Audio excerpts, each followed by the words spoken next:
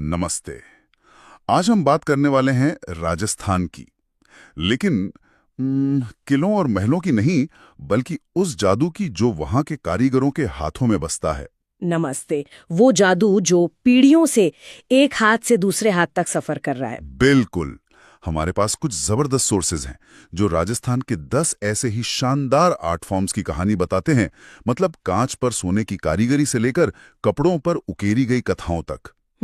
तो आज का हमारा मिशन है इन कलाओं की दुनिया में उतरना, ये समझना कि ये बनती कैसे हैं, इनकी जड़ें कहाँ हैं और इनकी खासियत क्या है। चलिए इस कलात्मक सफर की शुरुआत करते हैं। ये वाकई एक दिलचस्प यात्रा होने वाली है।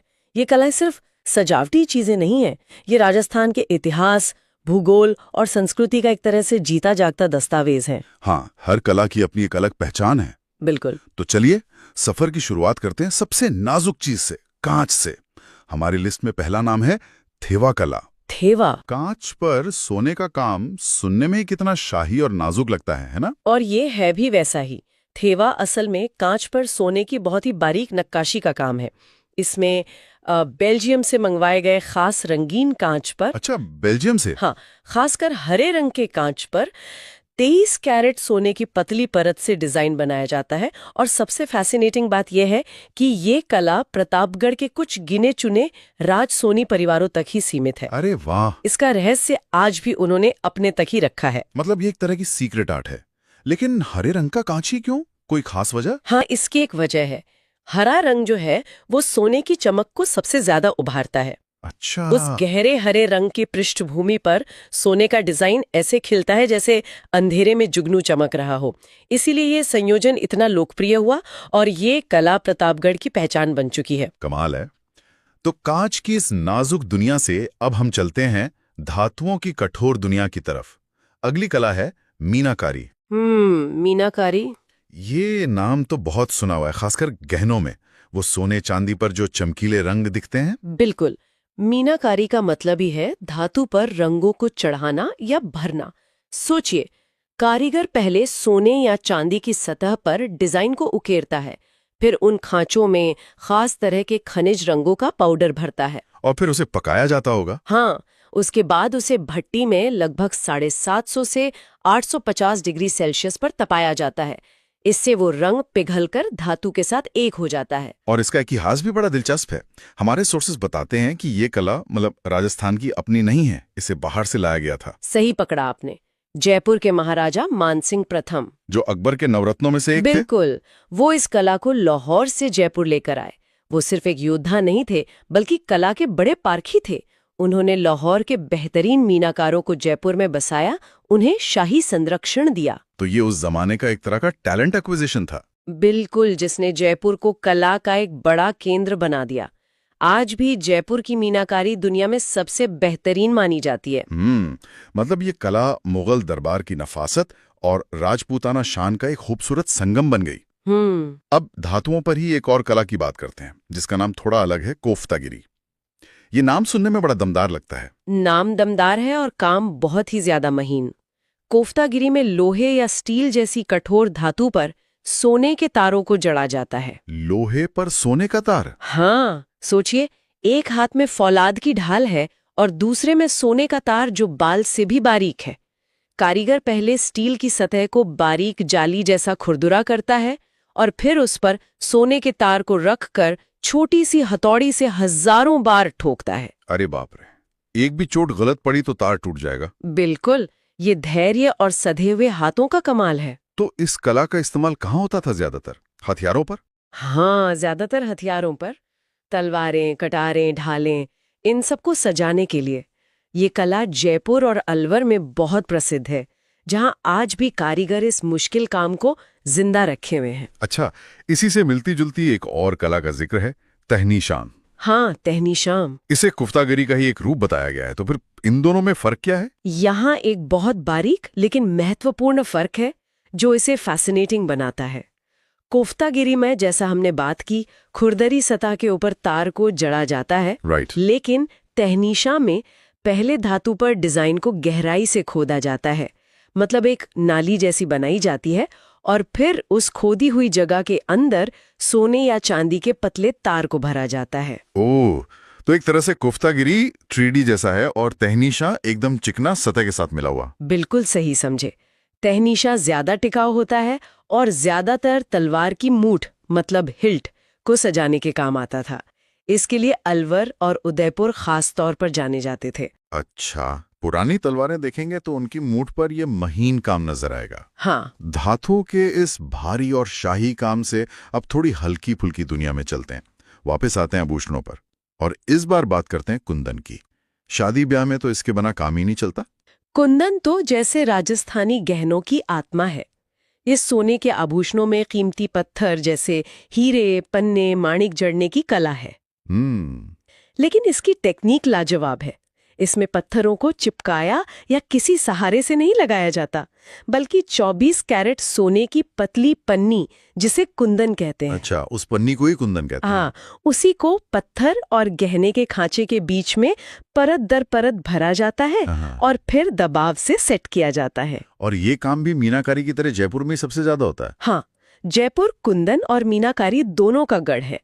अक्सर आप देखेंगे कि एक ही गहने में आगे की तरफ कुंदन का काम होता है और पीछे की तरफ मीनाकारी। अरे वाह, ये जयपुर की जोहरी का आप कह सकती हैं सिग्नेचर स्टाइल है। अब गहनों से हटकर कपड़ों की तरफ आते हैं, लेकिन एक ऐसी कला जो सीधे भक्ति और मंदिरों से जुड़ी है, पिछवाई। पिछवाई नाम से लगता है पीछे की कोई चीज। इसका शाब्दिक अर्थ यही है, पीछे वाली। ये असल में मंदिरों में भगवान की मूर्ति के पीछे दीवार पर टांगे जाने वाले बड़े आकार के पेंटेड पर्दे होते हैं। लेकिन ये सिर्फ पर्दे नहीं हैं, ये अपने आप में कहानी है।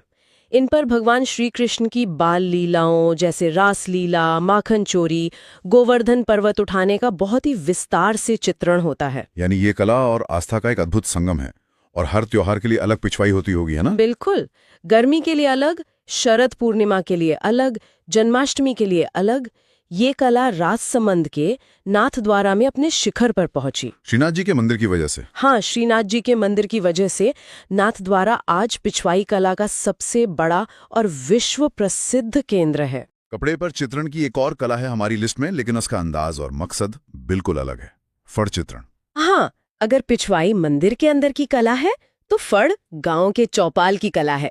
ये एक तरह की चलती फिरती कहानी की किताब है। चलती फिरती कहानी की किताब? हाँ, इसमें कपड़े के एक बहुत लंबे स्क्रोल, जो कभी कभी 15 से 30 फीट तक लंबा हो सकता है, उस पर लोक देवताओं जैसे पाबू जी और देव नारायण जी के पूरे जीवन की घटनाओं को क्रम से चित्रित किया जाता है। और इसे पेश कैसे किया जाता है? ये सिर्फ एक पेंटिंग तो नहीं है? नहीं, ये एक पूरा परफॉर्मेंस है। भोपा और भोपी जो पुजारी गायक होते हैं, इस फड़ को 2 बांसों के बीच टांगकर गांव-गांव ले जाते हैं। अच्छा। और रात में दीपक की रोशनी में वो एक एक चित्र की तरफ इशारा करके रावण हत्ता बजाते हुए पूरी कहानी गाकर सुनाते हैं। कमाल है। मतलब ये एक तरह का प्राचीन सिनेमा है। बिल्कुल। और इसका मुख्य केंद्र है भीलवाड़ा का शाहपुरा कस्बा। क्या बात है। मतलब कला सिर्फ देखने के लिए नहीं, बल्कि सुनने और महसूस करने के लिए भी है। चलिए अब उस कला पर आते हैं जो हर घर में काम आती है, पॉटरी। यानी मिट्टी के बर्तन? हाँ, लेकिन राजस्थान में तो इसके भी कई रंग हैं। हाँ, ये बहुत दिलचस्प है कि कैसे एक ही कला अलग अलग जगह जाकर अपना अलग रूप ले लेती है।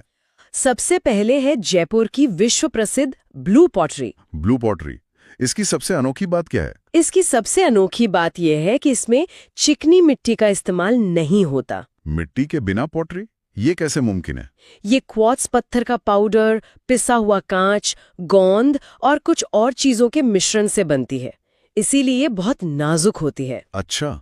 और इस पर नीले और हरे रंग का इस्तेमाल इसे एक अलग ही पहचान देता है। फिर आती है कोटा की ब्लैक पॉटरी। Black pottery? इसमें बर्तनों को पकाने के बाद एक खास टेक्निक से धुएं में रखा जाता है, जिससे उन्हें एक चमकदार मेटालिक काला रंग मिलता है। और बीकानेर और अलवर का क्या? वहां भी कुछ अलग है? बीकानेर में सुनहरी पोटरी मशहूर है, जहां बर्तनों पर सुनहरे रंग से नक्काशी की जाती है। और अलवर की कागजी पोटरी तो अपने नाम की तरह ही है। कागज जैसी पतली? हाँ, कारीगर मिट्टी के बर्तनों को इतना पतला बनाते हैं कि वो कागज जैसे लगते हैं। ये कारीगर के हाथ के संतुलन और सफाई का बेहतरीन नमूना है। वाह। एक ही कला के इतने सारे रूप। अब आते हैं हमारी लिस्ट के आखिरी पड़ाव पर, जो सबसे विविध है, कपड़ों पर की जाने वाली अलग अलग तरह की सजावट। शुरुआत करते हैं पैचवर्क से। पैचवर्क? सादगी में छिपी रचनात्मकता की कला है। इसमें अलग अलग रंग और डिजाइन वाले कपड़ों के छोटे छोटे टुकड़ों को काटकर एक साथ सिला जाता है, जिससे एक बिल्कुल नया डिजाइन तैयार होता है। हाँ, चाहे वो रजाई हो, चादर हो या कोई सजावटी सामान। ये कला दिखाती है कि कैसे बची खुची चीजों से भी कुछ खूबसूरत बनाया जा सकता है। और ये कहाँ की खासियत है? ये शेखावाटी क्षेत्र की पहचान है। अच्छा। और इसी तरह की एक और कला है मिरर वर्क या शीशे का काम। हाँ, ये खासकर जैसलमेर और बाड़मेर जैसे रेगिस्तानी इलाकों में बहुत लोकप्रिय है। इसमें कपड़ों पर कांच के छोटे छोटे टुकड़ों को रंगीन धागों से टांका जाता है। तो जब रेगिस्तान की धूप इन शीशों पर पड़ती होगी तो वो लिबास सितारों की तरह चमक उठता है। ये वहां के जीवन के चमक को दर्शाता है। बहुत खूब। अब एक तकनीक है जिसमें मोम का इस्तेमाल होता है, बातिक। ये कैसे काम करती है? बातिक असल में रंगाई की एक टेक्निक है जिसे रेजिस्ट डाइंग कहते हैं।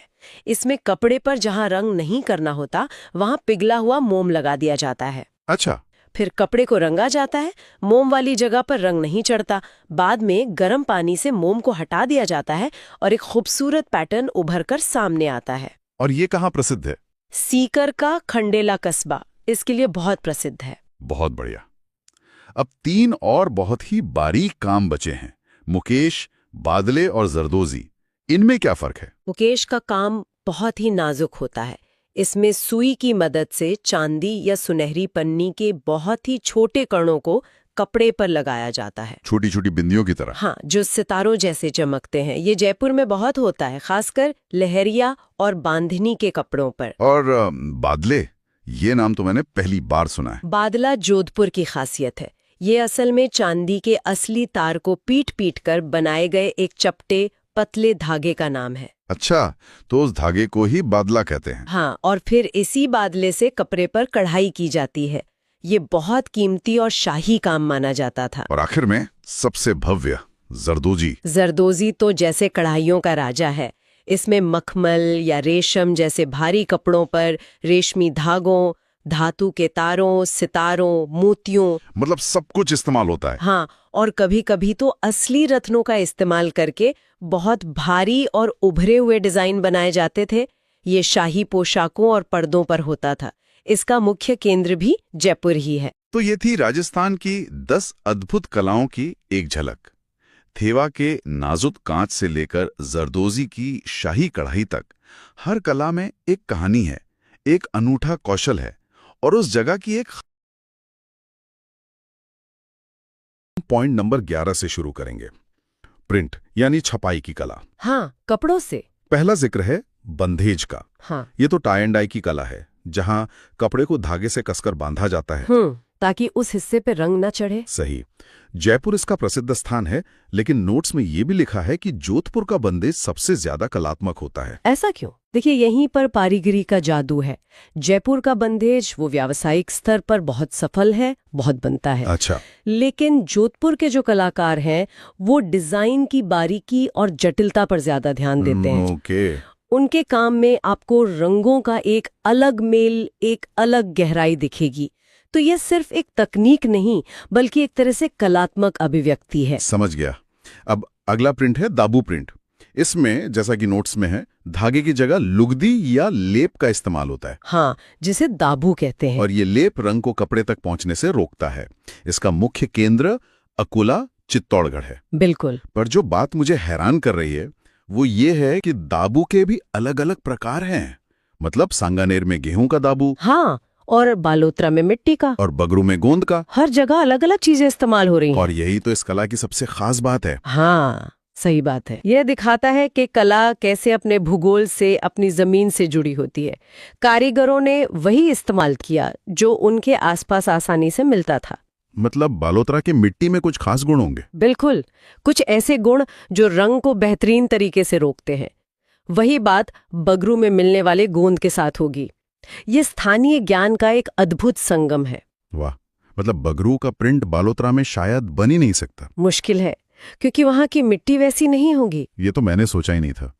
अच्छा, आगे कुछ और प्रिंट्स का भी जिक्र है, जैसे बाड़मेर का अजरक प्रिंट, जिसके मुख्य रंग नीले और लाल हैं। और अकोला का जाजम प्रिंट, जिसमें लाल और हरे रंग का इस्तेमाल होता है। हाँ, और इन रंगों की भी अपनी कहानी है। अजरक प्रिंट में ज्यामितीय पैटर्न होते हैं और ये सिंध की परंपरा से बहुत प्रभावित है। अच्छा। वहीं जाजम प्रिंट ज्यादातर मोटे कपड़ों पर होता था, जिसे जमीन पर बिछाने के लिए इस्तेमाल करते थे, तो उसके रंग और डिजाइन ज्यादा मजबूत होते थे। एक और दिलचस्प बात है, नोट्स में लिखा है कि सांगानेर के छीपों को नामदेवी छीपे कहा जाता है। हाँ। और वहां अमानी शाह का नाला का भी जिक्र है। हाँ। इन नामों का क्या महत्व है?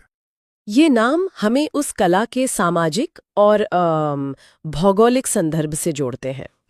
नामदेवी छीपे शायद संत नामदेव से जुड़े समुदाय की ओर इशारा करता है, जो छपाई का काम करते थे। ओके। ये बताता है कि ये सिर्फ एक पेशा नहीं था, बल्कि एक सामुदायिक पहचान थी। और अमानी शाह का नाला, हाँ, वो इसलिए महत्वपूर्ण है क्योंकि कपड़ों की छपाई और रंगाई में पानी की बहुत बड़ी भूमिका होती है। उस नाले के पानी की खासियत ही सांगानेर के प्रिंट्स के अनोखेपन का एक राज हो सकती है। वाह, तो कपड़े की कहानी जमीन और पानी से भी जुड़ी है। और जमीन से जुड़ी कलाओं की बात करें तो अगला विषय पॉइंट 12 है दरी और गलीचों का। हाँ। दरी तो हम सब जानते हैं, मोटे धागों से बुना हुआ वस्त्र, लेकिन यहाँ नमदे का जिक्र है जो टोंक में प्रसिद्ध है। और ये ऊन को कूट कूट कर बनाया जाता है। हाँ, ये बुनाई से अलग कैसे है? ये तकनीक बुनाई से बिल्कुल अलग और शायद ज्यादा पुरानी है। इसे फेल्टिंग कहते हैं। फेल्टिंग? हाँ। हाँ। इसमें धागों को बुना नहीं जाता, बल्कि ऊन के रेशों को गीला करके दबाव डालकर और पीट पीट कर आपस में उलझा दिया जाता है। अच्छा। जिससे वो एक ठोस कपड़े का रूप ले लेते हैं। बहुत मेहनत का काम है और इससे बना नमदा बहुत गर्म और टिकाऊ होता है। और इसी तरह की एक और चीज है जटपट्टी। ये भेड़ या बकरी के बालों से बनती है, जसोल बाड़मेर में। बिल्कुल, इसका नाम ही बताता है कि यह कितनी देहाती और उपयोगी कला होगी। जटपट्टी ग्रामीण जीवन की जरूरतों से जन्मी कला है।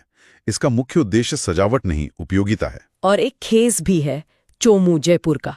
ये मोटे सूत का बना ओढ़ने का वस्त्र है। तो आप देखिए, तकनीक एक जैसी है, यानी बुनाई, लेकिन इस्तेमाल के हिसाब से दरी, जटपट्टी और खेस जैसी अलग अलग चीजें बन जाती हैं। बिल्कुल, ये सभी कलाएं जमीन से जुड़ी हैं।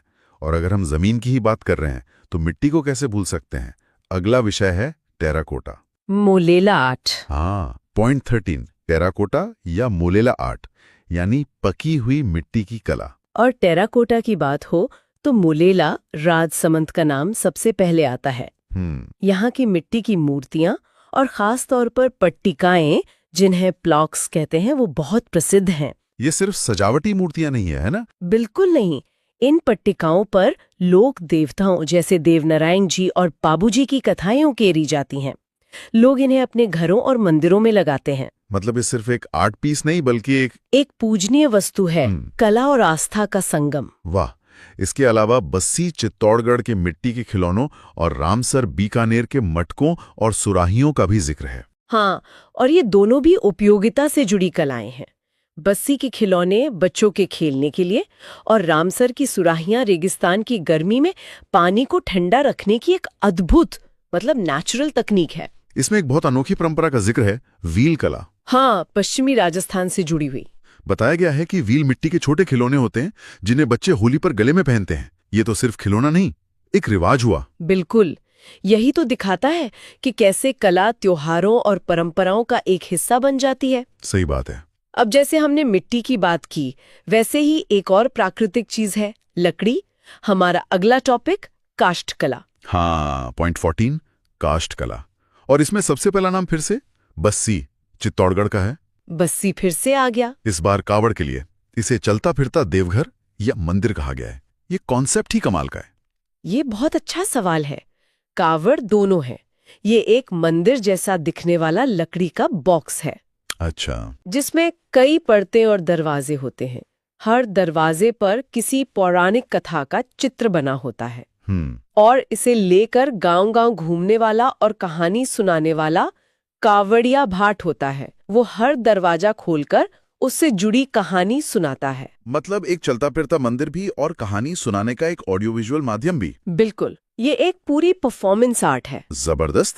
ये तो आज के मल्टीमीडिया प्रेजेंटेशन का सदियों पुराना रूप है ना? इसके अलावा जोधपुर के लकड़ी के झूले, उदयपुर जयपुर की कठपुतलियां और बाड़मेर का नक्काशीदार फर्नीचर भी प्रसिद्ध है। और ये लकड़ी के उपयोग की विविधता को दिखाता है, कहानी सुनाने से लेकर मनोरंजन, आराम और घर सजाने तक। बिल्कुल।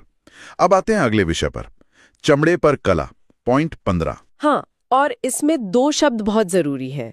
मुनब्बत और उस्ता कला दोनों ऊंट की खाल से संबंधित हैं, लेकिन नोट्स के अनुसार इनमें एक बारीक सा फर्क है। हाँ, ये फर्क प्रक्रिया और अंतिम उत्पाद का है। अच्छा, वो कैसे? जब ऊंट की खाल से बनी किसी वस्तु जैसे कोई सुराही या कुप्पी, उस पर सोने का काम किया जाता है, तो सोने की नक्काशी करने से ठीक पहले जो बारीक चित्रकारी की जाती है, जो एक तरह से कला का आधार है, उसे मुनब्बत कहते हैं। ओके, तो वो बेस पेंटिंग हुई। एक तरह से, हाँ। और जब उस पर सोने का पूरा काम हो जाता है और वो कला अपने अंतिम रूप में सामने आती है, तो उसे उस्ता कला कहा जाता है। अच्छा, तो मुनब्बत प्रक्रिया का हिस्सा है और उस्ता कला अंतिम कलाकृति, समझ गया। बिल्कुल। चलिए अब कुछ और हस्तशिल्पों की बात करते हैं जो पॉइंट 16 में दिए गए हैं। हाँ, क्योंकि राजस्थान की कला की सूची बहुत लंबी है। जैसे भीलवाड़ा के नांदणे। ये एक तरह के घाघरे होते हैं। हाँ, आदिवासी महिलाओं द्वारा पहना जाने वाला एक खास तरह का घाघरा। इसी तरह जोधपुर की चुनरी है, जो बंधेज की ही एक खास ओढ़नी है। और मथानिया जोधपुर का मलमल भी बहुत प्रसिद्ध है अपनी बारीकी के लिए। इसमें कुछ धातु से जुड़े शिल्पों का भी जिक्र है, जैसे नाथ द्वारा की तारकशी। तारकशी बहुत ही सुंदर और बारीक कला है। इसमें शीशम की लकड़ी में पीतल के पतले तारों को जड़ा जाता है। अच्छा, लकड़ी में तार। हाँ, जिससे खूबसूरत जामीती डिजाइन बनते हैं। और जयपुर का मुरादाबादी काम पीतल के बर्तनों पर की जाने वाली नक्काशी है। और एक चीज जिसका जिक्र करना ही होगा, जयपुर की पाव रजाई। हाँ, ये तो कमाल है। नोट्स में लिखा है कि ये सिर्फ 250 ग्राम रुई से बनती है। पाव भर रुई, ये कैसे संभव है? ये अपने आप में आप कह सकते हैं टेक्सटाइल इंजीनियरिंग का एक कमाल है। सोचिए, उस जमाने के कारीगरों को रुई को धुनने और भरने की कितनी गहरी समझ होगी। सही बात है कि वो इतनी कम रुई को इस तरह फैला सकते थे कि वो एक पूरी रजाई बना दे, जो गर्म भी हो और हल्की भी। सच में अविश्वसनीय है। इन सब चीजों के बाद अब हम उस कला पर आते हैं जो शादी ब्याह और त्योहारों की जान है। पॉइंट 17, गोटा कला। हाँ, गोटा। इसका मुख्य केंद्र खंडेला सीकर बताया गया है, जो जरी इस्तेमाल होती है। सुनहरा या रुपेला धागा। हाँ, उसे खंडेला के बुनकर सूरत, गुजरात से मंगाते हैं। अच्छा, सूरत से। हाँ, ये दिखाता है कि कोई भी कला अकेली नहीं पनपती, उसमें व्यापार और आदान प्रदान हमेशा शामिल रहता है। गोटा के भी कई प्रकार हैं। लप्पा, लप्पी, बांकड़ी, ये नाम किस आधार पर रखे गए हैं? ये नाम गोटे की चौड़ाई और डिजाइन के आधार पर है। लप्पा चौड़े गोटे को कहते हैं और लप्पी पतले गोटे को। अच्छा, लप्पा, लप्पी। इसी तरह चौमास्या या आठमास्या जैसे नाम बताते हैं कि ओढ़नी पर गोटा कितनी दूर दूर या कहाँ कहाँ लगाए। ये कारीगरों की अपनी पारिभाषिक शब्दावली है। बिल्कुल। और छीपों की गली या छीपों का अकोला जैसे नाम भी यही बताते हैं कि ये कलाएं किसी एक व्यक्ति की नहीं बल्कि पूरे समुदाय की पहचान थी। सही कहा। मोहल्ले के मोहल्ले इन कलाओं को समर्पित होते थे। ये सामुदायिक पहचान ही कला को पीढ़ियों तक जीवित रखती है। बिल्कुल। और अब हम अपने अंतिम विषय पर आते हैं। पॉइंट 18, जो रंगों की लहरों से जुड़ा है, लहरिया। लहरियां। ये तो बहुत लोकप्रिय है, खासकर तीज और सावन के महीने में कपड़े पर लहरदार पैटर्न वाली रंगाई। हाँ, और इसके प्रतापशाही और राजशाही जैसे नाम भी हैं। इन नामों का क्या मतलब है? दिलचस्प बात यह है कि लहरिया के नाम भी उसकी कहानी बताते हैं। प्रतापशाही या राजशाही जैसे नाम सिर्फ डिजाइन नहीं बल्कि एक पहचान थे। पहचान? हाँ, ये दिखाते हैं कि कैसे कला सिर्फ बाजार के लिए नहीं बल्कि शाही दरबारों की प्रतिष्ठा और पहचान के लिए भी विकसित होती थी। एक खास तरह का लहरिया पहनना वैसा ही था जैसे आज कोई डिजाइनर ब्रांड पहनता है। ये आपके रुतबे का प्रतीक था। वाह! और इसकी खासियत सिर्फ उसके पैटर्न में नहीं बल्कि उसकी प्रतीकात्मकता में भी है ना? यकीनन। ये लहरें राजस्थान के सूखे परिदृश्य में मॉनसून के इंतजार और उसकी खुशी को दर्शाती हैं। इसीलिए ये तीज और सावन जैसे त्योहारों का एक अभिन्न हिस्सा है। बिल्कुल, क्योंकि ये त्योहार बारिश के मौसम से जुड़े हैं। ये सिर्फ